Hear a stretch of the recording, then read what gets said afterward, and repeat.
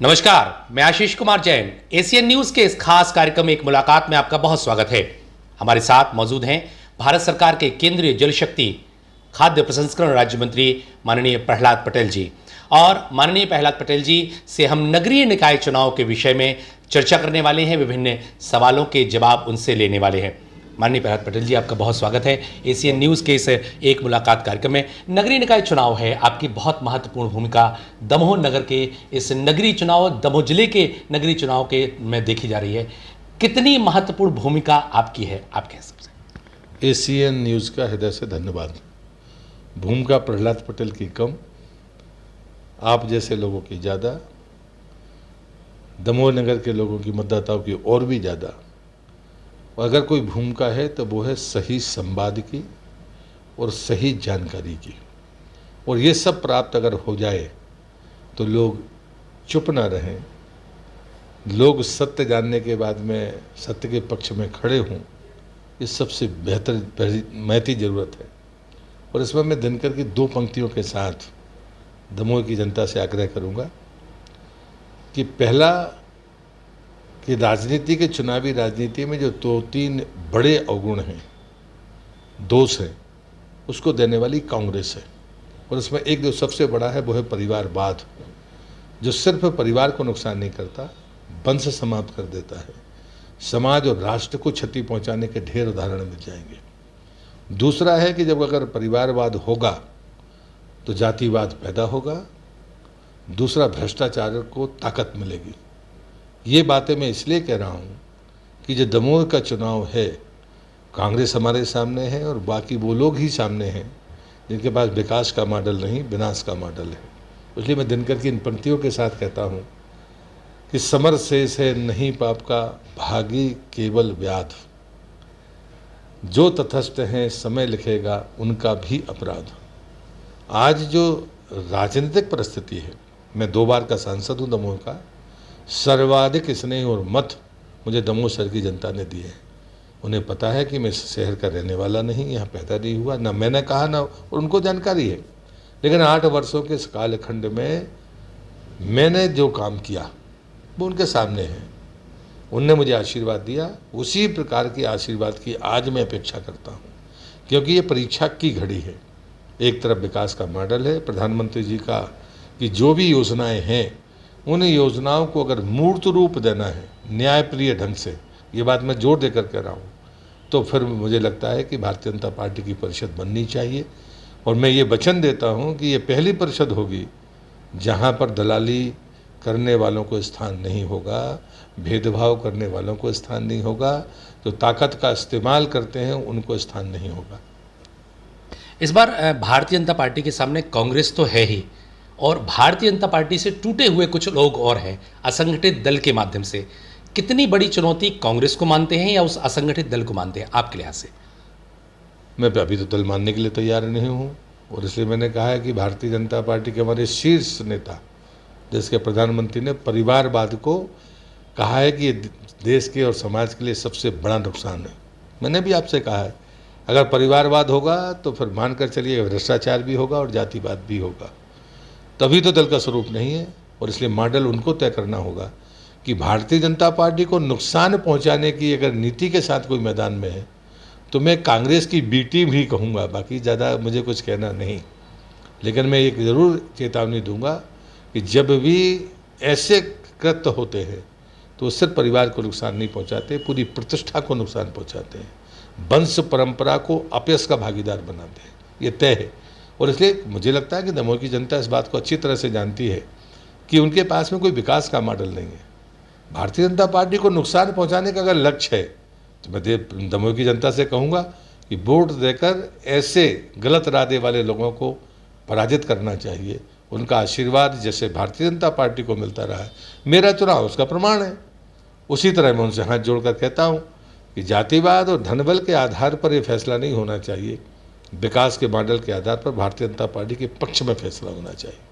Bharatiya Janata party की ticket वितरण के में हालांकि आपका कोई बड़ा रोल नहीं रहा, जैसा आपने चर्चा के दौरान बताया, लेकिन दो जगह प्रत्याशी नहीं रह पाए।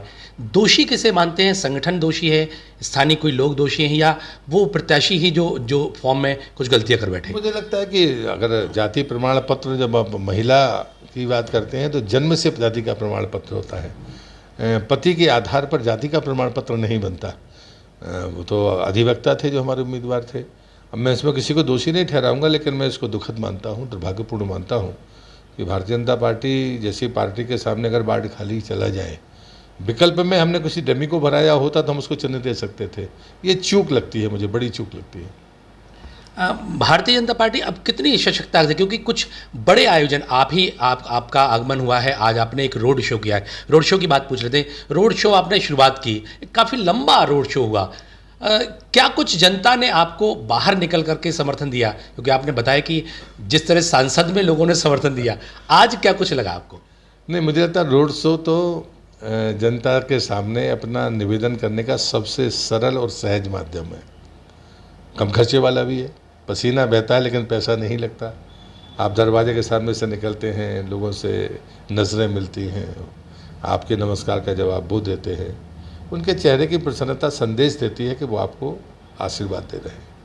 कोई सड़क पर आकर मिलता है, कोई अपने वहीं से खड़े होकर, कुर्सी से खड़े होकर नमस्कार करता है। मैं आज के दिन को महत्वपूर्ण दिन मानता हूँ और मैं खुद चाहता था कि हम इस धनबल के सामने पसीने से लड़ें। पैसे से अगर लड़ना है तो पसीने से लड़ना चाहिए। अगर पैसे की लड़ाई पैसे से होगी तो भ्रष्टाचार उसमें ज़रूर होगा। और मैं नहीं चाहता कि राजनीति में, मेरे जीवन में कभी ये रोग कम से कम मुझे छू पाए। कोई बड़ी सभा का कोई आयोजन नहीं किया भारतीय जनता पार्टी ने? क्योंकि मैं बार बार ये बात कर रहा हूँ, क्योंकि आप केंद्र में पूरी तरह से इन्वॉल्व हैं। लोकल में कुछ लोगों ने संगठनात्मक रूप से सभाओं का आयोजन नहीं किया। कुछ कमी रह गई या कुछ अभी होने वाली, क्योंकि एक दिन अभी बाकी है? नहीं, मुझे लगता है कि सभा की ज़रूरत नहीं है। आप लोगों से जो चर्चा होगी यही घर घर तक पहुँचेगी। सभा सुनने के लिए तो 500-1000 लोग आएंगे, इससे ज़्यादा लोग तो आएंगे नहीं। और वो कार्यकर्ता मेरी बात सुनता रहता है। और पर मैं उससे ज़्यादा कहीं महत्वपूर्ण मानता हूँ कि 8 साल से मैं इस शहर में हूँ। 8 साल में लोग मेरे काम करने के तरीके को देखते होंगे, और इसलिए मैं आरोप प्रत्यारोप की राजनीति नहीं करता, नंबर 1। लेकिन हाँ, मैं ज़रूर कहता हूँ कि लूट करने वालों को ज़रूर शिकस्त मिलनी चाहिए, वो कांग्रेस हो या बाकी कोई और हो। दूसरी बात मैं कहूँगा कि अगर विकास करना है, आने वाले 25 साल का रोड मैप जो प्रधानमंत्री कहते हैं कि देश की आज़ादी के 75 साल पूरे होने के बीच का चुनाव है ये, 15 अगस्त को 75 साल हो जाएंगे। देश की आज़ादी के समय दमोह कैसा था, 75 साल उसने उम्र पूरी कर ली है, अब दमोह कैसा है, आने वाले 25 साल में दमोह कैसा होगा। अगर ये योजना बनानी है तो मैं कहता हूँ कि भारतीय जनता पार्टी से बेहतर कोई दल नहीं। मैं उनको आश्वस्त करता हूँ कि मैं विज़न के मामले में कहूँगा कि 25 साल में 5 चुनाव होंगे स्थानीय निकाय के। कौन कुर्सी पर बैठेगा 25 साल बाद, 20 साल बाद, मुझे तो शायद मैं नहीं रहूँगा यहाँ पर।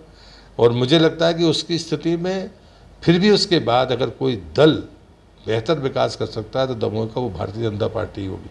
मुझे नहीं पता उस समय कौन होगा, लेकिन इसलिए मैं आज आपसे कहता हूँ कि अगर आपको पानी की समस्या का स्थायी समाधान चाहिए, जैसे मैं आया था तब यहाँ 4-5 दिन में पानी मिलता था, और मैंने कोई रॉकेट साइंस की बात नहीं की थी। मैंने कहा था कि भाई बिहार में 9 महीने बहती है, जितना पानी आप राजनगर से निकालते हो, एक बार ही गया था मैंने कहा पाइपलाइन डाल के उतना इसमें डालते जाइए, पानी का संकट क्यों खत्म होगा। और वो पानी जो व्यवसाय बना हुआ था शहर के भीतर, वो 1 मिनट में ख़त्म हो गया। लेकिन जब मैंने कहा कि राइजर पाइपलाइन से लोग पाइपलाइन लेकर लगाकर पानी खींच रहे हैं, उसके लिए अतिक्रमण हटाना पड़ेगा, वो तो साहस नहीं दिखाया गया। इसका गुनहगार कौन किसको मानता है ये शहर तय करे। मैं तो कल भी तैयार था और आज भी तैयार हूँ। मैं कहता हूँ नगर पालिका हमारी बनेगी तो राइजर पाइपलाइन पर एक आदमी का भी कनेक्शन सीधे नहीं हो सकता। ये शहर की सुरक्षा के लिए भी खतरा है और ये कोई बेहतर तरीका नहीं है। हाँ, हम बेहतर तरीके से हर घर तक पानी पहुंचाने का संकल्प लिए हुए हैं। मोदी जी के नेतृत्व में हम 2024 तक देश के हर परिवार को पानी देने वाले। लेकिन जो पानी उपयोग करने के बाद नालियों में जाता है, वो गंदा पानी कहाँ जाएगा, उसका कैसे उपयोग करेंगे। ज़मीन के भीतर वो जाएगा या खेतों में जाएगा या पार्क में जाएगा, और जो बची हुई सैलरी है वो खाद बनेगी या कचरे का भंडार ढेर बनेगा। ये हमें तय करना होगा। ये नगर निकाय की सबसे बड़ी ज़रूरत है, क्योंकि मेरी थीम है जो मैं हमेशा कहता हूँ, आप संगमरमर का महल बनाइए, अगर जल की और मल की निकासी ठीक नहीं है तो ना स्वच्छता होगी ना सुंदरता होगी। वही शहर पर भी लागू होती है। तो ये काम है जो चुनौती के रूप में हमें करने होंगे। और जो काम मैंने किए हैं, रुक्मणी माता की मूर्ति हो, सीसीआरटी का कार्यालय हो, बेला ताल हो, तो हम मानते हैं कि तालाब आप अच्छे नहीं रख पा रहे तो कम से कम उनको पूर के बिल्डिंग तो बनाने का पाप मत करिए। तो ये काम किया है उनने, जिनका मैं विरोध कर रहा हूँ, कांग्रेस हो या बाकी लोग हों, कि आप सार्वजनिक ज़मीनों का जिस प्रकार से आपने हड़पने की बात कही है, आप उसका सदुपयोग करिए। ये शहर 25 साल बाद दुगनी आबादी का होगा, तो दुगनी आबादी के लिए जन सुविधाएँ चाहिए। और गरीब कल्याण की जो प्रधानमंत्री जी की योजनाएं हैं वो मूर्त रूप ले, न्यायपूर्वक उनके साथ में आवंटन हो। इसके लिए ज़रूरी है कि भारतीय जनता पार्टी की परिषद दमोह में होनी चाहिए। बाढ़ परिक्रमा के माध्यम से हम लोगों के बीच पहुंचे हैं, वहाँ एक समस्या सामने आई। जो कंपनी जो काम कर रही है पानी की पाइपलाइन बिछाने का, उसके द्वारा सड़कों को खराब कर दिया गया है, लेकिन उनको सुधारा नहीं गया है। ये मूल समस्या वहाँ के लोगों की है कि सड़कें हमारी खराब हैं। इसके विषय में कुछ कहेंगे, कुछ संदेश देंगे क्या? बिल्कुल, मैं कहूँगा ये सख्त कार्रवाई इनके खिलाफ होगी। मैंने तो ग्रामीण क्षेत्रों में भी ये कहा है कि आप नाली के पैरेलल नीचे डालिए पाइपलाइन, ताकि आप जब उसको रिपेयर करें तो नाली का शक्ल दे दीजिए, तो जगह भी बचेगी, रोड भी खराब नहीं होगा और एक तरफ से आपकी पाइपलाइन जाएगी। ऊपर जब आप उसको रिपेयर करेंगे सीमेंट से, तो उस ग्राम पंचायत का या उस वार्ड का पैसा बचेगा, एक नाली कंप्लीट होगी, पानी उसमें गंदा बहे या ऊपर का कोई पानी बहे, पाइपलाइन तो आपके नीचे रहेगी, चैम्बर आपका रहेगा। तो ये हो सकता है, लेकिन ये अनप्लान्ड तरीके से काम करने का परिणाम है। ये ठेकेदारों को समर्थन देने का परिणाम है, दुष्परिणाम है जो आप कह रहे हैं। मैं इसकी निंदा करता हूं और मैं आपसे कहता हूं सख्त कार्रवाई होगी ऐसे ठेकेदारों को। तालाबों के सौंदर्यीकरण की बात आती है, बेला ताल को आपने साफ करने की पूरा प्रयास किया। फुटेरा तालाब को भी नगर निगम के माध्यम से, जो सीएमओ थे उनके माध्यम से, कुछ लोगों के माध्यम से साफ सफाई की बात कही गई। इनको करने की बात सामने आ रही है कि तालाबों का सौंदर्यीकरण होना चाहिए, उसको लेकर के कोई प्लान की बात आपने पहले भी कही है और अब मैं कह रहा हूँ ये भी नगर निकाय का ही काम है कि हम पहले सीवर का पानी उसमें जाना बंद करें। कुछ लोगों ने प्लान के साथ में उससे मैं गंदगी इसलिए डाली थी ताकि इनको पूरने का रास्ता निकल जाए। बोलो कौन है? शहर को पूछना चाहिए, कम से कम मैं तो पूछ सकता हूँ, कोई और पूछे या ना पूछे। मैं आपसे कहता हूँ हमारी परिषद बनेगी, एक भी सीवर का लाइन, एक भी परिवार का गंदा पानी किसी भी वाटर बॉडी में नहीं जाने देंगे हम। तो तय मानकर चलिए, वो कितना ही ताकतवर आदमी हो या कितना ही किसी का हितैषी हो, इस पर सख्ती होगी। ये बात प्रधानमंत्री भी कहते हैं कि आज़ादी के 75वें वर्ष में अगर आप नए तालाब नहीं बना सकते तो पुराने को ठीक कर लीजिए। हम तालाब पूर कर जिन लोगों ने बिल्डिंगें बनाई हैं, अट्टालिकाएँ बनाए हैं, उनको तो हम अपराधी मानते हैं, लेकिन ये जो कर रहे हैं ये भी अपराधी ही हैं। हम इस अपराध को रोकेंगे, जो मैं आपसे कहता हूँ। एक बयान आपका सामने आया था, नया बाजार नंबर 1 में कार्यालय का उद्घाटन किया, पीठ में छुरा घोप निकाला, पूरे देश की सुर्खियों में भी रहा। क्या संकेत, जरूर पब्लिक ने तो कुछ समझा, कुछ संकेत सीधे तौर पे कुछ कह पाएंगे? नहीं, मुझे ये बात बड़ी साफ लगती है, उसमें बुद्ध की एक बड़ी कहानी है। एक तो गांधी ने कहा था कि ज़रूरत तो पूरी दुनिया की प्रकृति पूरा कर सकती है, लेकिन लालच एक आदमी का पूरा नहीं कर सकती। जब मैंने ये बात कही थी तो इसका मतलब है कि ये कहावत आती है ना कि अगर सांप के पैर पे पू रखो तो वो उछलता है, तो वो उछाल आपको इन दिनों में दिखी होगी। तो मुझे कुछ कहने की ज़रूरत नहीं तो लगेगा कि शायद मैं आलोचना कर रहा हूँ, पर यह सच है कि जो मैंने कहा था वो ठीक निशाने पर लगा। और मैं आज कहता हूँ कि परिवारवाद अभिशाप है, ये परिवार को भी नष्ट करता है, समाज और वंश को नष्ट करता है, राष्ट्र को नष्ट करता है, और ये महाभारत कराने का दुष्परिणाम भी निकलता है इससे। ये उचित नहीं है। और मुझे लगता है कि अगर हमें विकास के मॉडल पे कोई काम करना है तो दुनिया में सामाजिक क्षेत्र में बहुत काम है जिस धन का उपयोग हो सकता है, उस धन का दुरुपयोग करने की कोई ज़रूरत नहीं है। पैसे से आप बड़े हो सकते हैं, महान नहीं बन सकते, और गलत ढंग से कमाए पैसे से तो कदापि नहीं। और मैं मानता हूँ कि जो मैंने कहा था उन शब्दों में कोई बेईमानी नहीं। सतधरु योजना को लेकर के कहा जा रहा है कि काफ़ी पीछे की गई, कांग्रेस का शासन भी आया और कुछ और आरोप लगाए गए। क्या कुछ कहेंगे सतधरु योजना के विषय में? बड़ी भूमिका थी। मुझे तो आश्चर्य लगता है, सतधरु योजना 18 साल विलंब से हुई। मैं 8 साल में मैंने किसी भी योजना का, आप पत्रकार हैं, हमने किसी का श्रेय नहीं लिया। अगर किसी हमारे जनप्रतिनिधि ने वो काम किया तो मैंने खुलकर कहा कि इनका काम है, सांसद के नाते मुझे बुलाया गया है इसलिए मैं उपस्थित हूँ, मेरा कोई योगदान नहीं है, मैं तो स्वभाव का आदमी हूँ। लेकिन सद्दरू के मामले में कह सकता हूँ 18 साल उसको देर करना कि जिम्मेदार मैं नहीं हूँ, कोई और है। उसको योजना को मूर्त रूप देने का काम अगर हुआ तो मेरे पत्र के बाद शुरू हुआ। लेकिन मुझे नहीं पता था कि मैं जल शक्ति मंत्री बनूंगा। लेकिन मैं गर्व के साथ कहता हूं कि सद्दरू का क्लोजर पिछली बार हो नहीं पाता, मेरी रंगदारी के कारण हुआ वो। मैंने कहा कि इसका क्लोजर करना पड़ेगा, कि क्लोजर नहीं होता तो हमारी जो इतनी बड़ी ग्रुप ड्रिंकिंग वाटर स्कीम है इसकी सप्लाई नहीं हो पाती। हमारी पहली प्राथमिकता है दमोह जिले के हर घर तक पाइपलाइन के द्वारा पानी पहुंचाना। मैं उन आलोचना करने वालों को बताना चाहता हूं, अभी पिछली 1-2 दिन पहले 1 तारीख को कि 1 तारीख का आंकड़ा है, इस ज़िले में 17.6% परिवारों के पास पाइपलाइन के द्वारा पानी है। अब ये किसके कारण हुआ है ज़रा वो हिसाब दें, मुझे तो हिसाब नहीं देना। लेकिन मैं कह रहा हूँ जब से मैं बना, मैंने क्लोजर लगवाने के बाद जो पानी से टेस्ट कराया, इस बरसात के बाद इस ज़िले के 71% परिवारों के पास सीधे पाइपलाइन के द्वारा पानी पहुँचेगा। ये जो 17 से 71% की यात्रा है, इसका श्रेय या तो मैं मोदी जी को दूंगा या मैं खुद लूँगा, किसी और का नहीं है। वो किस सद्दरू की बात कर रहे हैं मुझे पता नहीं। सीतानगर की बात ज़रूर है, तो सीतानगर में जांच चल रही है। अब जांच चल रही है तो किसने भ्रष्टाचार किया उसमें भी मैं शामिल नहीं हूँ। अब जो हैं वो सामने आएंगे, पर उसमें गड़बड़ हुई। कांग्रेस के समय जो पैसा बिना टेंडर के निकाल लिया गया उसके कारण वो जाँच हो रही है। उसके पहले जो होता था उसके बारे में वही जवाब देंगे जो आरोप लगा रहे हैं, मुझे तो कुछ कहना नहीं। कांग्रेस से सीधी फाइट आप पूरे देश के अंदर करते हैं, एक मुख्य पार्टी होती है, लेकिन दमोह में कुछ परिस्थितियां क्यों बदल गई? आप ऐसा क्या मानते हैं कि दमोह में परिस्थितियां कुछ अलग तरह की क्यों हैं इस नगरीय निकाय चुनाव में? नहीं, मुझे लगता है कि एक तरफ जो लगातार पार्टी जिनके निर्देशन में चलती रही, अचानक कोई परिस्थिति बनेगी तो ये परिस्थिति तात्कालिक रूप से दिखेगी, लेकिन जन समर्थन मैं नहीं मानता, इसे दल नहीं मानता। मैंने कहा ना, कांग्रेस की बी टीम अगर कोई बनाकर पार्टी को नुकसान करने की नीयत रखता है तो मुझे लगता है थोड़े समय के लिए ये चीज़ें हो सकती है, पर ये चीज़ें स्थायी नहीं होती है। एक लंबी सड़क की बात आई, कुछ नगर पालिका चुनाव से कुछ इधर सवाल है। एक लंबी सड़क राजमार्ग का नितिन गडकरी जी ने ट्वीट किया, प्रहलाद जी का उसमें नाम लिखा। इस सड़क का काम को लोग अब आशान्वित हैं, लेकिन वो ये सोच रहे हैं कि कब से शुरुआत होगी। कुछ बता पाएंगे कब से इसकी शुरुआत हो जाएगी? नहीं, उन्होंने तो बड़ा क्लियर कहा है, नवंबर में उसकी DPR कंप्लीट होने के बाद में टेंडरिंग प्रक्रिया हो जाएगी। मेरे ख्याल से मार्च-अप्रैल तक टेंडर कंप्लीट हो जाएंगे। और इसलिए जो बीच में चीज़ें होनी हैं, लेकिन जबलपुर से दमोह तक में तो कोई लैंड एक्विजिशन होना नहीं है।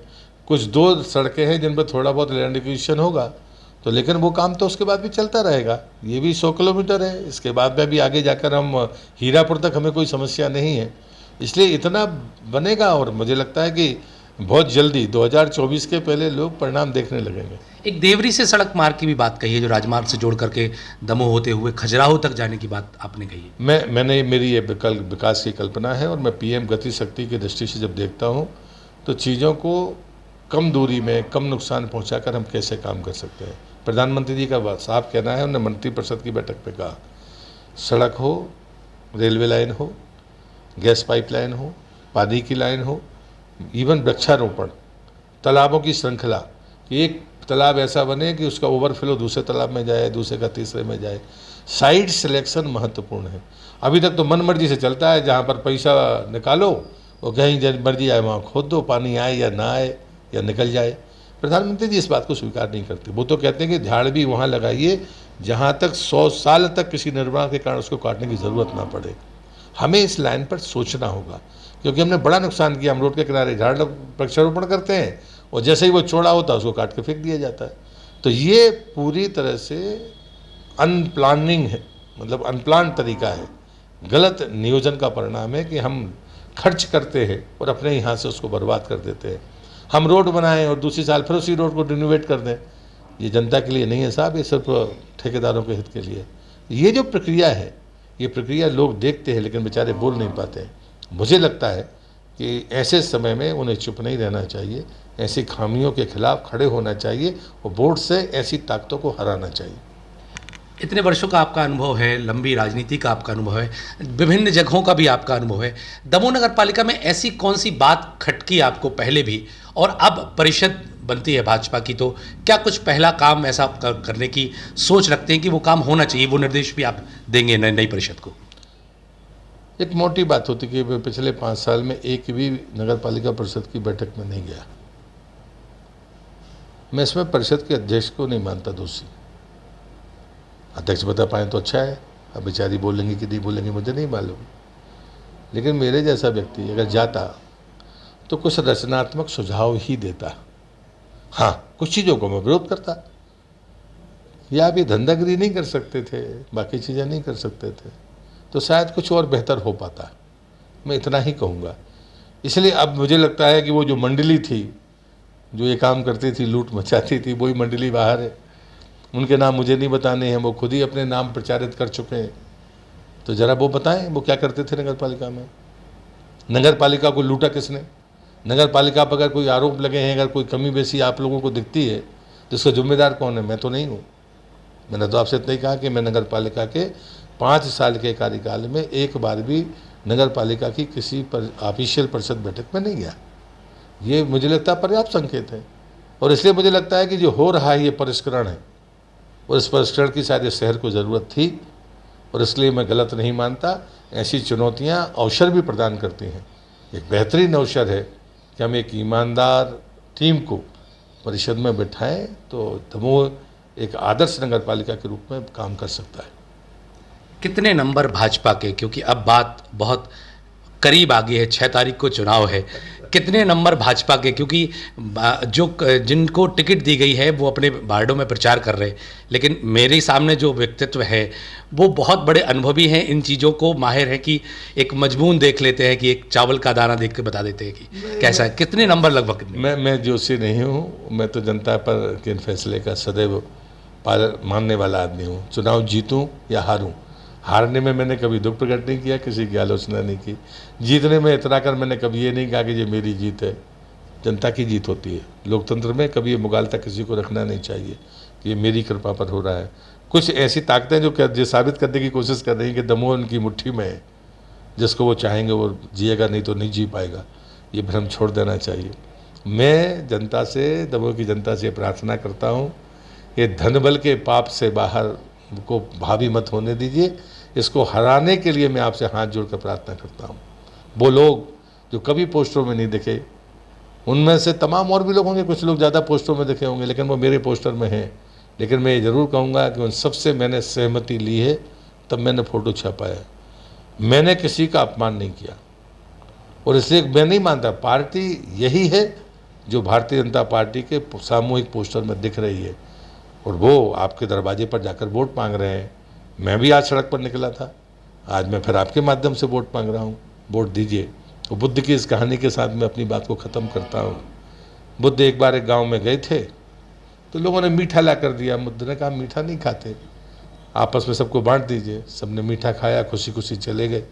बुद्ध दूसरे गाँव में गए, कहीं उनका विरोध भी होता था, उनका विरोध हुआ, लोगों ने बड़ी अपशब्द बोले। बुद्ध मौन होकर सुनते रहे। लोगों ने कहा कि आपने गालियाँ दी, लोगों ने आप आलोचना की, आपने तो कुछ बोला नहीं। उन्होंने कहा कि जब लोग मीठा लेकर आए थे तब भी मैंने स्वीकार नहीं किया, और मैंने कहा बांट लो, तो उन्होंने मीठा खाया और आनंद से चले गए। हो सकता है कुछ लोगों ने मुझे गालियाँ दी हों, मैंने वो भी स्वीकार नहीं की, वो भी उनने आपस में बांट ली होंगी। ये मैं इन लोगों को कहना चाहता हूँ। लेकिन कांग्रेस इस देश में भ्रष्टाचार की जननी है, कांग्रेस इस देश में जातिवाद की जननी है, और इन दोनों के पैदा होने का कारण है परिवारवाद, और उसी का परिणाम है कांग्रेस जो सबसे पुरानी पार्टी थी वो खात्मे के रास्ते पर है। वंशवाद या परिवारवाद वंश को नष्ट करता है, खाली परिवार को नहीं, देश और समाज को भी नष्ट करता है। जितनी भी स्थानीय पार्टियां पैदा हुई वो जातिवादी पार्टियां भी कांग्रेस के इसी गलत नीति का परिणाम थी, और इसलिए दमोह में जो घट रहा है इसका अंत भी वही होगा जो परिवारवाद के विकृत स्वरूप का परिणाम निकलता है। ये बात आप तय मानकर चलिए। दमोह की जनता से मैं चाहूँगा कि इस छद्म लड़ाई में वो भारतीय जनता पार्टी को ही अपना आशीर्वाद दे, वोट दे, यही विनती है। हमारे साथ थे केंद्रीय जल शक्ति खाद्य प्रसंस्करण राज्य मंत्री प्रहलाद सिंह जी पटेल, एक मुलाकात में आपका स्वागत था और आपने अपनी बात बेबाकी के साथ रखी। सभी दर्शकों का भी आभार जिन्होंने हमें सुना। नमस्कार।